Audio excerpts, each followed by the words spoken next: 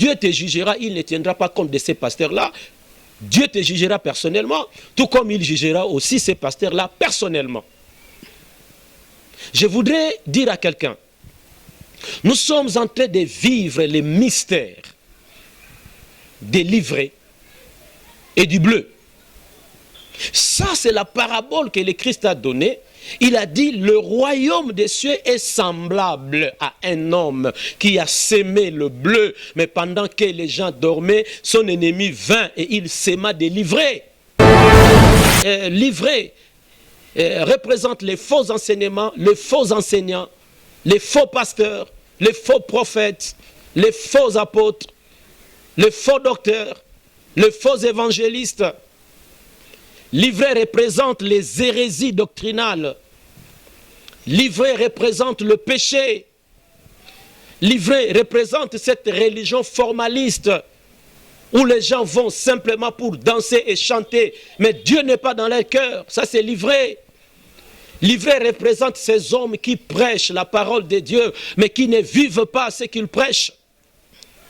Livret englobe toutes les œuvres mortes. Toutes les œuvres mortes. Ceux qui font semblant de servir Dieu, mais qui sont tentés de vivre dans le péché. Ceux qui font semblant de servir Dieu, mais qui sont occultistes. Ceux qui font semblant de servir Dieu, et peut-être, n'est-ce pas, pour mentir aux gens, ils sont courageux de prêcher même l'obéissance. Ils sont courageux de prêcher même la crainte de Dieu. Ils sont courageux même de prêcher la sainteté pour se cacher, alors qu'en réalité, ils vivent dans le noir. Ils vivent dans le bêtise. Ils font n'importe quoi. C'est ça l'ivraie. Et c'est cette sémence de l'ivraie qui est en train de menacer l'Église aujourd'hui. L'Église est menacée par cette sémence de l'ivraie. Les faux docteurs qui sont entrés dans l'église, ils enseignent des choses pernicieuses, des choses qui ne donnent pas la vie. Ils apportent des enseignements qui favorisent le mal. Ils apportent les enseignements qui favorisent le péché. Ils encouragent les gens à vivre dans le mal, à vivre dans le péché. Ils acclament le péché. Les faux docteurs, les faux enseignants. Et les gens sont là pour acclamer parce que le monde d'aujourd'hui n'a pas de discernement. Le monde ne voit pas là où il y a Dieu. Aujourd'hui, les gens sont prêts à acclamer. Les gens sont prêts à acclamer. Et ils acclament quoi? Ils acclament les bêtises. Ils acclament l'ivraie. L'église est menacée par ces... C'est pourquoi tout le monde est mêlé. Il y a des gens qui vivent et qui refusent aujourd'hui de croire qu'il y a des serviteurs de Dieu. À cause des livrets, à cause de ces faux enseignements, à cause de ces faux prophètes. Je disais autrefois que le ministère des faux prophètes ne commence pas aujourd'hui. Même au temps d'Élie, il y avait des faux prophètes. Au temps du roi Akab, il y avait des faux prophètes. L'histoire des faux prophètes ne commence pas aujourd'hui, ne vous en faites pas. Ça, c'est la présence des livrets. L'ivraie est en train de battre les records. Les gens acclament l'ivraie parce que les gens veulent qu'on leur prêche des choses, n'est-ce pas, qui font la joie de leur cœur. Les gens ne supportent pas qu'on leur prêche des choses, n'est-ce pas, qui les attirent vers Dieu. Les choses qui les attirent vers Dieu. Les choses qui vont arranger leur vie. Parce que bientôt et très bientôt, le Seigneur de l'Église arrivera. Et il arrivera, il enlèvera l'Église. Nous sommes à la présence des livrets qui menacent l'Église aujourd'hui. Cette religion formaliste, les faux enseignements, l'hérésie doctrinale, les œuvres mortes, soutenues par les soi-disant prédicateurs. Nation, nous allons prier pour le monde, mais notre prière n'annulera pas l'existence des faux prophètes, je vous dis, parce que c'est aussi l'un des signes des temps. Les gens oublient cela. Mais c'est quelque chose à retenir. Ce n'est pas quelque chose à oublier. Que la présence des faux prophètes est aussi l'un des signes des temps. L'un des signes des temps. C'est que notre prière n'annulera pas la présence des faux prophètes. La Bible en a parlé.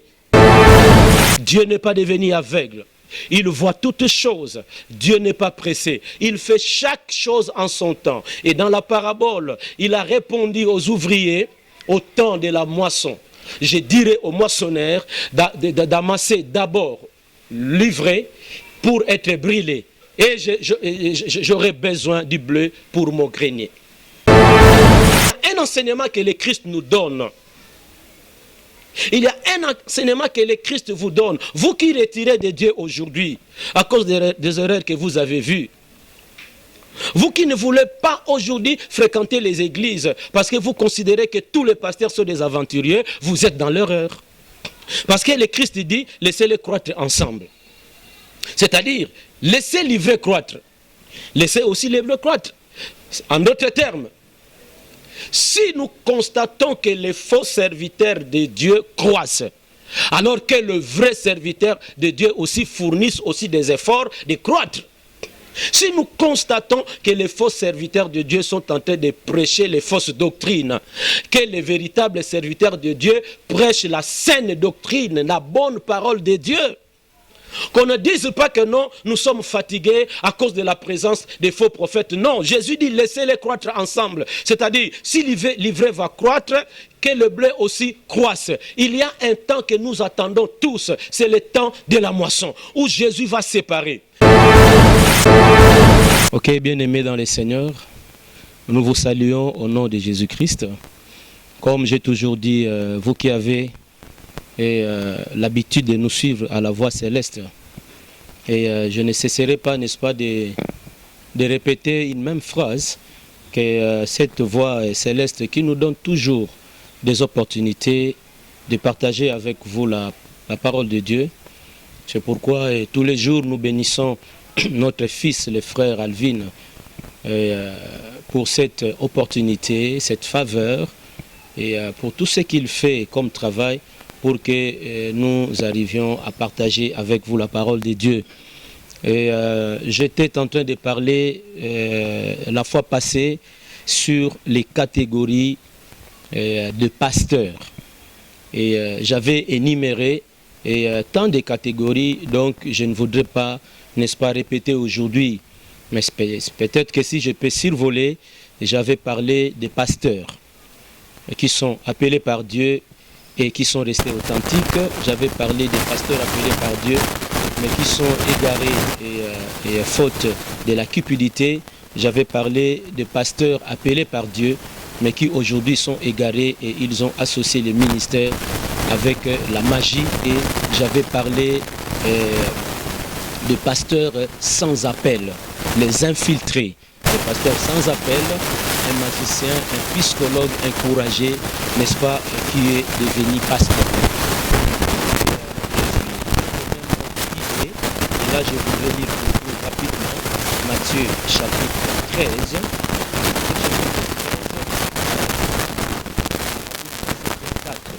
Matthieu 13 à partir du verset 24, je me limiterai autour du verset 30. La Bible dit, il leur adressa une parabole et dit, le royaume des cieux est semblable à un homme qui a semé une bonne sémence dans son champ. Mais pendant que les gens dormaient, son ennemi vint s'aimant, délivré parmi le bleu et s'en alla. Lorsque l'herbe y poussait et donnait du fruit, l'ivraie parut aussi. Les serviteurs du maître de la maison vinrent lui dire, Seigneur, n'as-tu pas sémé une bonne sémence dans ton champ? D'où vient donc qu'il y a des livrées? Il répondit, c'est un ennemi qui a fait cela. Et les serviteurs lui dirent, veux-tu que nous allions l'arracher? Non, dit-il, de peur qu'en arrachant l'ivraie, vous ne déracinez en même temps le bleu. Laissez croître ensemble l'un et l'autre jusqu'à la moisson. Et à l'époque de la moisson, je dirais aux moissonneurs, arrachez d'abord l'ivraie et liez-la en gerbe pour la brûler, mais amassez le bleu dans mon grenier. Et dans cette parabole, vous savez que Jésus avait l'habitude de donner des paraboles. Et quand Jésus donnait des paraboles, il illustrait les enseignements. Et souvent, c'était des enseignements très forts, c'était des enseignements de base. Et nous sommes dans la catégorie, comme je disais, la catégorie de vrais pasteurs et de faux. Et j'avais déjà expliqué et énuméré. Aujourd'hui, je voudrais dire, dans cette parabole, il y a tant de leçons. Il y a tant de leçons dans la parabole. il y a des grandes leçons spirituelles que nous pouvons tirer dans la parabole. Et maintenant, je voudrais illustrer ces paraboles par rapport à ce que nous sommes en train d'enseigner sur les catégories de pasteurs. Le Christ donne une parabole disant qu'il y a quelqu'un qui a sémé le bleu. Quand il a sémé simplement le bleu. Mais la Bible dit, pendant que les gens dormaient, son ennemi vint et il séma l'ivraie. Maintenant, le serviteur du champ ont remarqué, n'est-ce pas, quand l'herbe était poussée, les serviteurs ont remarqué que le maître avait sémé le bleu. Mais nous constatons la présence des livrées.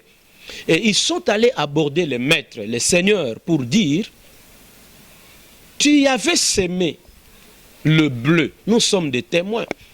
Nous avons vu comment tu as sémé le bleu. Mais nous voyons à côté du bleu qu'il y a présence des livrées. Permets-nous d'aller arracher l'ivraie. Et le Seigneur a dit non, de peur qu'en arrachant l'ivraie, que cela ne déracine aussi le bleu. Que cela ne déracine aussi le bleu. Et quelque chose est formidable, il dit, laissez-les croître ensemble. Et c'est là où je voudrais exhorter cet après-midi. Il dit, laissez-les croître ensemble au temps de la moisson. Je dirais aux moissonneurs, arrachez d'abord l'ivraie. Et rassemblez l'ivraie pour être brûlé. Mais prenez le bleu, mettez cela dans mon grenier. Mais bien aimés dans le Seigneur, il y a des gens qui se dérangent aujourd'hui et qui disent que moi, nous n'allons pas prier. Moi, je ne veux pas prier. Les pasteurs sont des aventuriers. Ils sont des aventuriers. Ils sont des sorciers. Ils sont des magiciens. Moi, je prie à la maison. Je voudrais te dire, mon frère ou ma soeur, tu n'as pas raison d'abandonner ton église. Si tu as des signes, si tu es révélé que Dieu est dans ton église, si tu es révélé que ton pasteur est un serviteur de Dieu. Parce que je disais autrefois que la présence de faux n'annule pas la présence des vrais. Pouvez-vous croire, Dieu va-t-il accepter de perdre? Donc que Dieu n'aille pas ses serviteurs ici sur la terre. C'est pratiquement impossible. Il y a des hommes qui continuent à craindre Dieu. Il y a des hommes qui servent Dieu. Il y a des gens qui ont abandonné la foi parce qu'il a vu un pasteur commettre une erreur, un pasteur commettre un péché. Écoutez, nous serons tous jugés par Dieu. Et les pasteurs et les fidèles, nous serons jugés par Dieu. Le pasteur égaré, Dieu le jugera. Le pasteur qui font n'importe quoi, Dieu les jugera. Mais toi, tu ne peux pas, n'est-ce pas, t'égarer, abandonner ta foi, refuser les églises, simplement parce qu'un homme avait commis une bêtise. Qui ignore que le salut est personnel? Le salut est personnel. La Bible dit, Dieu a aimé le monde, il a donné son Fils, afin que quiconque croit, afin que celui qui croit, qu'il ait la vie éternelle. Donc Jésus est venu te sauver, le salut est personnel, tu ne peux pas te retirer de Jésus, tu ne peux pas te retirer de ton pasteur. Et là je souligne un pasteur sur qui tu as le discernement que c'est un homme de Dieu, c'est un homme sans mélange. Tu ne peux pas te détacher de ton pasteur, te détacher de ton église, abandonner le chemin de la foi chrétienne parce qu'il y a eu un autre pasteur qui a fait n'importe quoi, qui a péché, qui s'est prostitué, qui a violé, qui est devenu magicien, alors toi tu vas abandonner la foi. Non! Quand Dieu te jugera, il ne tiendra pas compte de ces pasteurs-là. Dieu te jugera personnellement, tout comme il jugera aussi ces pasteurs-là personnellement. Je voudrais dire à quelqu'un, nous sommes en train de vivre les mystères des livrées et du bleu. Ça, c'est la parabole que le Christ a donnée.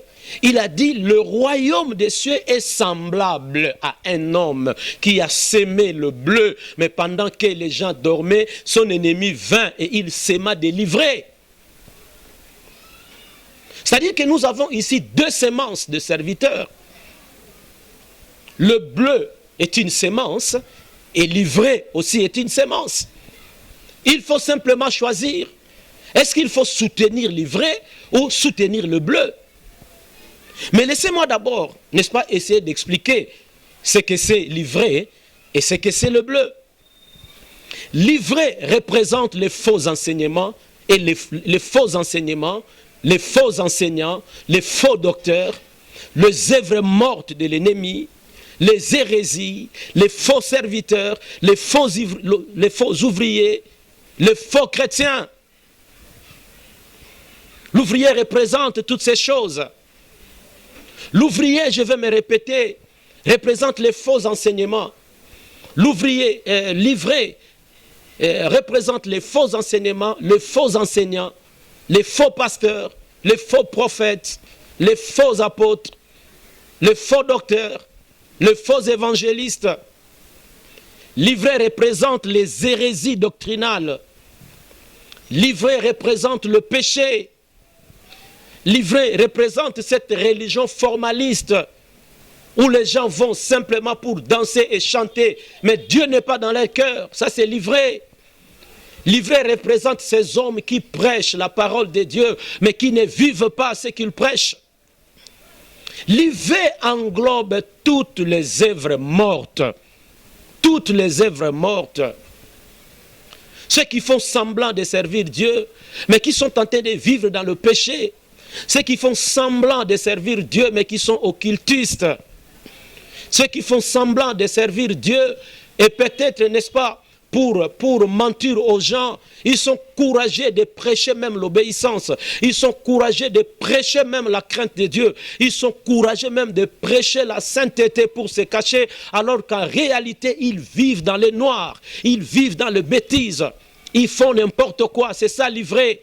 Les faux enseignants, les faux enseignements, l'hérésie dans l'enseignement, les faux serviteurs, les faux chrétiens, les faux ouvriers, la religion formaliste. La religion formaliste. On parle de Dieu, mais Dieu n'est pas là. On acclame Dieu, mais Dieu n'est pas là. Le soubassement, c'est le fétiche. Le soubassement, c'est le péché. On prêche autre chose et on fait autre chose. C'est cela, la sémence de l'ivraie. Et c'est cette sémence de l'ivraie qui est en train de menacer l'Église aujourd'hui. L'Église est menacée par cette sémence de l'ivraie. Les faux docteurs qui sont entrés dans l'Église, ils enseignent des choses pernicieuses, des choses qui ne donnent pas la vie. Ils apportent des enseignements qui favorisent le mal. Ils apportent les enseignements qui favorisent le péché. Ils encouragent les gens à vivre dans le mal, à vivre dans le péché. Ils acclament le péché. Les faux docteurs, les faux enseignants. Et les gens sont là pour acclamer parce que le monde d'aujourd'hui n'a pas de discernement. Le monde ne voit pas là où il y a Dieu. Aujourd'hui, les gens sont prêts à acclamer. Les gens sont prêts à acclamer. Et ils acclament quoi? Ils acclament les bêtises. Ils acclament l'ivraie. L'Église est menacée par ces... C'est pourquoi tout le monde est mêlé. Il y a des gens qui vivent et qui refusent aujourd'hui de croire qu'il y a des serviteurs de Dieu. À cause des livrets. À cause de ces faux enseignements. À cause de ces faux prophètes. Je disais autrefois que le ministère des faux prophètes ne commence pas aujourd'hui. Même au temps d'Élie, il y avait des faux prophètes. Au temps du roi Akab, il y avait des faux prophètes. L'histoire des faux prophètes ne commence pas aujourd'hui, ne vous en faites pas.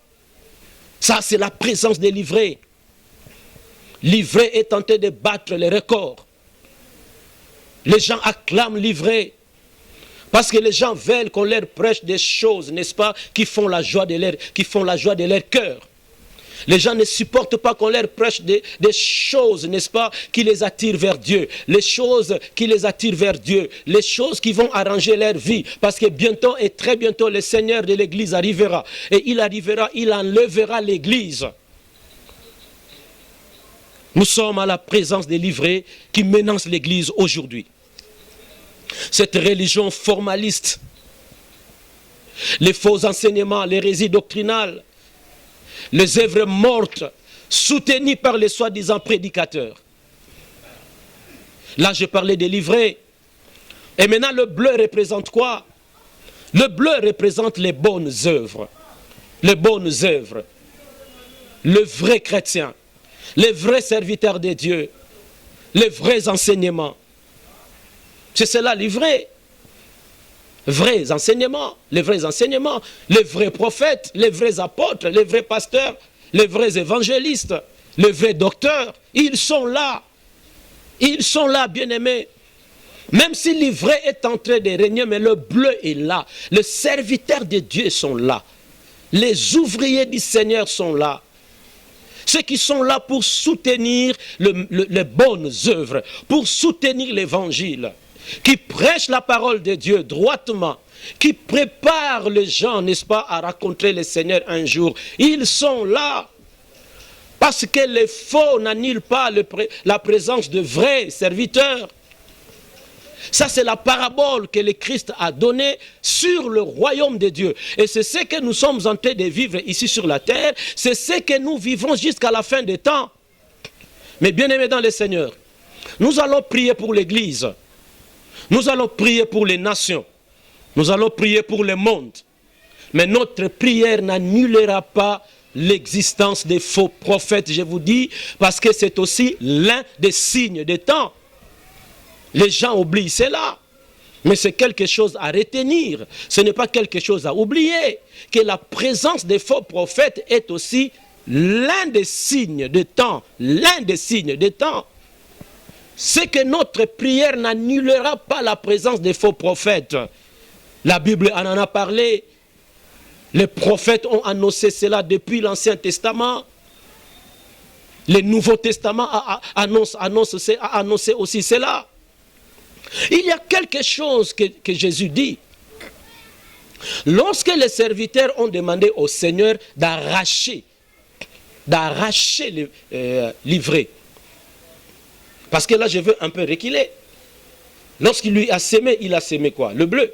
Mais on dit que pendant que les gens dormaient, il y a des choses qui sont entrées à l'église parce que les gens sont tentés de somnoler, les gens sont tentés de dormir.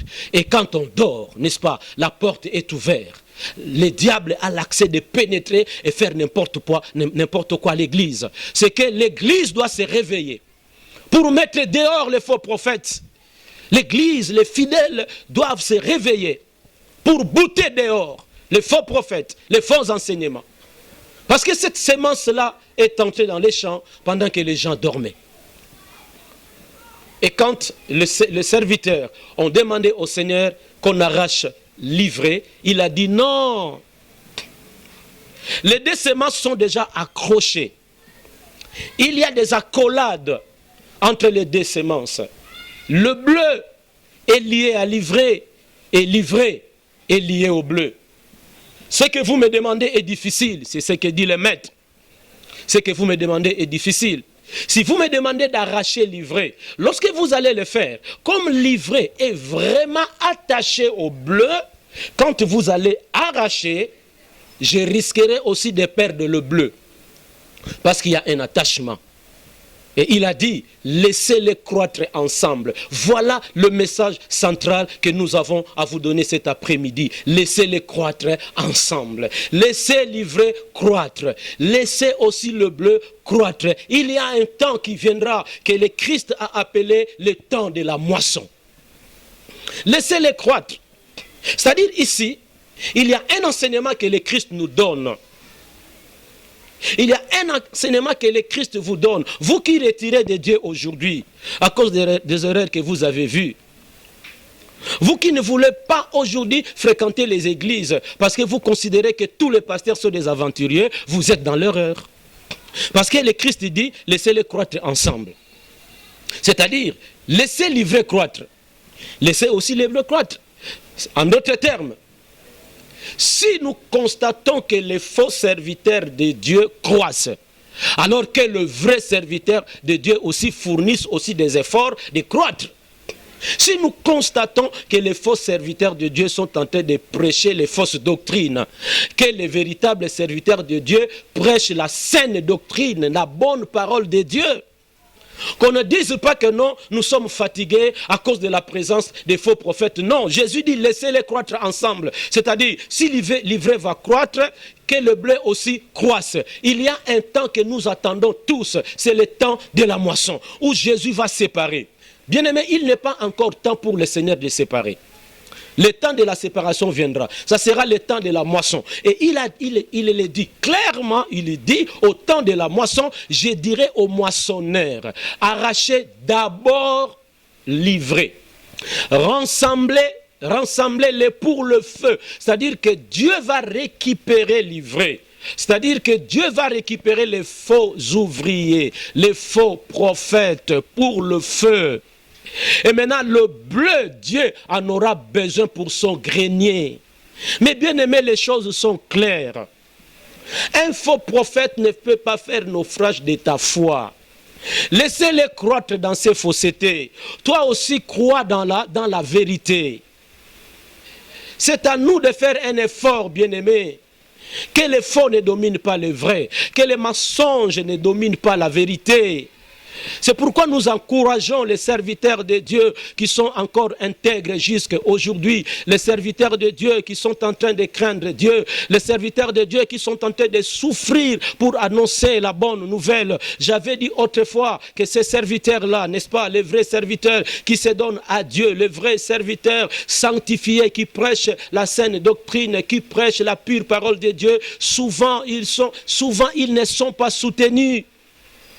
Souvent, ils ne sont pas soutenus parce que le monde aujourd'hui aime soutenir tous ceux qui prêchent n'importe quoi.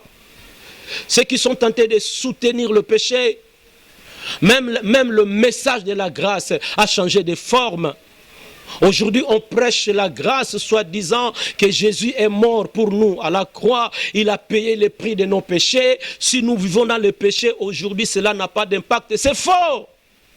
C'est faux parce que la Bible dit, si quelqu'un est en Christ, il est devenu une nouvelle créature. Les choses anciennes sont passées et voici toutes choses sont devenues nouvelles. Et l'apôtre Paul pose une question dans Romains 7. Il dit, demeurions-nous toujours dans le péché? Il a dit, loin de là.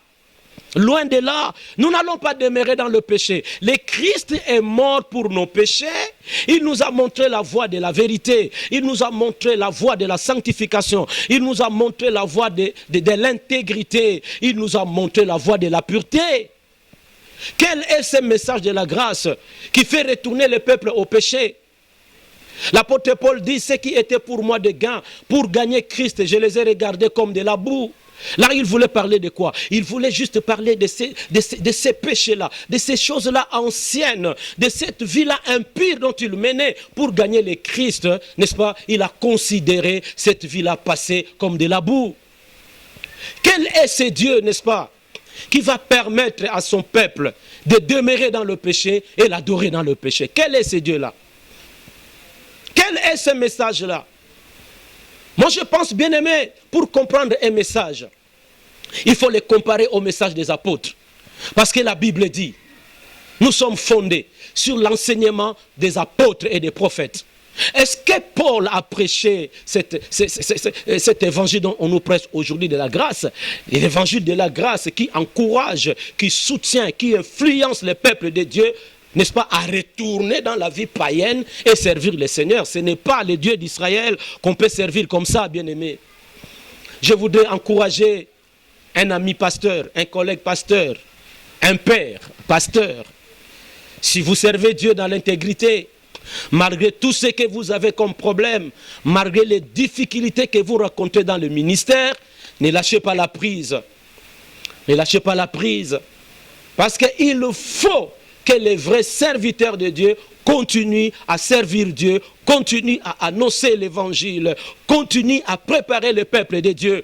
Nous sommes appelés pour préparer le peuple de Dieu parce que le monde dans lequel nous vivons n'est pas un monde éternel. C'est un monde qui prendra fin. La Bible dit, la cloche va sonner, les morts en Christ ressusciteront, nous les vivants, n'est-ce pas? Et nous allons les suivre et ensemble nous monterons pour rencontrer le Seigneur dans les airs. Que la présence des livrés ne te fasse pas trembler. Si tu es bleu, c'est-à-dire si tu es le bleu, c'est-à-dire si tu es un vrai chrétien, si tu es un vrai serviteur de Dieu, ne perds pas ta foi, ne te décourage pas. Même si tu vois celui qui demeure dans le mal à tes côtés prospérer, oh bien-aimé, continue à marcher avec Dieu. Même si ceux qui vivent dans le mal, qui prient dans le mal, qui prêchent, qui soutiennent le mal, sont tentés de prospérer matériellement, ce n'est pas cela, n'est-ce pas, qui va te faire retirer de la présence de ton Dieu. Continue à aimer Dieu, continue à adorer Dieu, continue à te purifier, continue à te sanctifier, continue dans la vie de l'intégrité. Le temps de la moisson viendra où Dieu va séparer l'ivraie et le bleu. Ce sont ces deux semences que nous sommes en train de vivre aujourd'hui dans le monde. Les deux semences qui est jetées dans le champ, qui est jetée dans le royaume de Dieu. Et le Seigneur est là, il est au contrôle de tout. Il contrôle l'ivraie, comment l'ivraie est en train de progresser. Il contrôle aussi le bleu, comment le bleu est en train de progresser. Mais Dieu n'est pas pressé, il attend le temps. Il n'est pas pressé. Dieu n'est pas aussi devenu aveugle, parce que le Dieu est omniscient, il est omniprésent. Il est omniscient, il est omniprésent, il est omnipotent. Dieu n'est pas devenu aveugle. Il voit toutes choses. Dieu n'est pas pressé. Il fait chaque chose en son temps. Et dans la parabole, il a répondu aux ouvriers au temps de la moisson. Je dirais aux moissonneurs d'amasser d'abord l'ivraie pour être brûlé. Et j'aurai besoin du bleu pour mon grenier. Mais bien aimés dans le Seigneur, il y a plusieurs catégories de pasteurs. Et aujourd'hui, je les ai résumés en deux catégories, l'ivraie et le bleu. Et je suis venu encourager un chrétien. N'abandonne pas la foi. N'abandonne pas ton église. Surtout lorsque tu as le discernement, que tu es dans l'église où la parole de Dieu est prêchée dans sa pureté, dans sa vérité, et que l'homme qui te dirige est un homme qui craint Dieu. L'homme qui te dirige n'est pas délivré, mais il a la sémence de bleu. Attache-toi à lui. Parce que la Bible dit, n'abandonnez pas vos assemblées. En attendant les jours. Il s'agit de quel jour? L'avènement du Seigneur. Voilà mes bien-aimés dans le Seigneur. J'avais juste un ajout, n'est-ce pas, pour clôturer ce thème par rapport à cet enseignement que nous avons commencé sur les catégories de serviteurs de Dieu. Que le Seigneur sème cette parole dans vos cœurs. Que celui qui était abattu se lève et qu'il sache simplement que Jésus a dit, laissez-les croître ensemble. Que l'ivraie croisse, que le blé croisse aussi. Attendons tous le temps de la moisson, Dieu va séparer. Parce qu'il y a des gens qui sont mondialement connus qu'ils sont serviteurs de Dieu. Il y a des gens qui les suivent aussi de loin et qui peut-être de loin sont aussi convertis à cause de ces hommes-là. Voyez, Dieu les garde parce qu'il sait que si je les fais écrouler maintenant, il y a des gens quelque part qui sont convertis à cause de lui. Alors Dieu est patient, il attend son temps. Mais bien aimés dans le Seigneur, ne vous bornez pas simplement à écouter la parole, mais mettez en pratique ce que vous écoutez. Que cette parole affermisse votre foi. Faites simplement les choix. Si vous êtes dans une église où il y a mélange, où l'homme qui vous dirige est dans le péché, dans la magie, vous pouvez prier pour que Dieu vous oriente. Mais si vous avez la révélation de celui qui vous conduit, la révélation de votre église, peu importe le nombre, demeurez dans cette église pour votre affermissement en attendant les jours. Que le Seigneur vous fasse grâce. Que le Seigneur vous bénisse. Qu'il sème cette parole dans votre cœur. Et que cette parole produise en vous les fruits dignes de la repentance. Et que celui qui était égaré revienne au Seigneur. Tous, que Dieu nous aide à être le bleu et non pas l'ivraie. Que Dieu guérisse celui qui est malade. Que Dieu appelle à la repentance tout celui qui était égaré ou tout serviteur de Dieu égaré, tout serviteur de Dieu qui vit dans le mélange. Vous avez la possibilité de revenir à Dieu. Que le Seigneur vous bénisse. À la prochaine occasion. Bye. Bien-aimés dans le Seigneur, vous qui avez l'habitude de nous suivre à la Voix Céleste, La Voix Céleste qui nous donne toujours des opportunités de partager avec vous la parole de Dieu. La Voix Céleste qui est dirigée, chapeautée par notre frère Alvin. Nous sommes venus, comme annoncé la fois passée, que pendant 19 ans, nous avons travaillé. L'Église était locataire pendant tous ces 19 ans. Et par les différentes contributions des enfants de Dieu, selon les appels que nous avions lancés, Dieu nous a aidés. À l'heure actuelle, nous venons d'acheter un lieu, une parcelle, un lieu de culte. Mais seulement dans cette opération, là, nous venons de verser une grande partie et il y a une somme qui reste à verser pour que l'opération soit clôturée. Et la somme qui nous reste, c'est 16 000 $. Les 16 000 $ qui doivent être versés d'ici là pour clôturer l'opération. Et là, nous serons en possession des lieux. Et là, nous sommes en difficulté et nous ne pouvons pas, n'est-ce pas, établir les certificats d'enregistrement simplement parce que nous avons encore 16 000 $ dont nous devons remettre aux bailleurs, c'est-à-dire aux vendeurs. Et c'est pourquoi nous sommes venus vers vous, enfants de Dieu. Nous sommes venus vers vous, fils de Dieu. Nous sommes venus vers vous, filles de Dieu. Vous demandez par la grâce de Dieu, lui qui crée les vouloir et les faire, si jamais il touchait votre cœur, vous pouvez alors nous appeler, n'est-ce pas, pour nous envoyer votre contribution, afin que nous soyons à mesure, n'est-ce pas, de verser les 16 000 $ et entrer en possession de ces lieux de culte. Je ne voudrais pas vous promettre quelque chose, parce que je sais que c'est Dieu qui guérit et c'est Dieu qui bénit. Et vous pouvez vous souvenir de la parole de Jésus dans les évangiles. Il a dit, celui qui donnera même un verre d'eau à mon serviteur, il ne manquera pas la récompense. C'est-à-dire, c'est Dieu qui sait, parce que vous savez, quand quelqu'un bénit l'œuvre de Dieu, Dieu n'est pas toujours obligé de lui donner l'argent. On peut donner l'argent, mais Dieu donne la bonne santé. Et là, je dis que je ne vous promets rien. Dieu sait ce qu'il va faire. Vous pouvez nous appeler par la grâce de Dieu dans les 099 99 encore 29 538. Je vais me répéter, 099 99 encore 29 538. Et d'ailleurs, le numéro est affiché sur le bas de vos petits écrans. Vous appelez, nous allons discuter, nous allons parler et nous allons voir comment vous pouvez faire, n'est-ce pas, pour nous parvenir votre contribution. Votre contribution qui est la meilleure pour nous, votre contribution qui est un signe d'amour pour nous, votre contribution qui est la bienvenue pour que nous soyons à mesure de détenir le 16 000 $ versés au bailleur, parce que le délai est vraiment proche. Vraiment, nous avons un espoir. Pourquoi nous mettons de l'espoir? Parce que vous êtes des enfants de Dieu, vous êtes des fils de Dieu, vous êtes des filles de Dieu, capables, n'est-ce pas, de contribuer à l'œuvre de Dieu.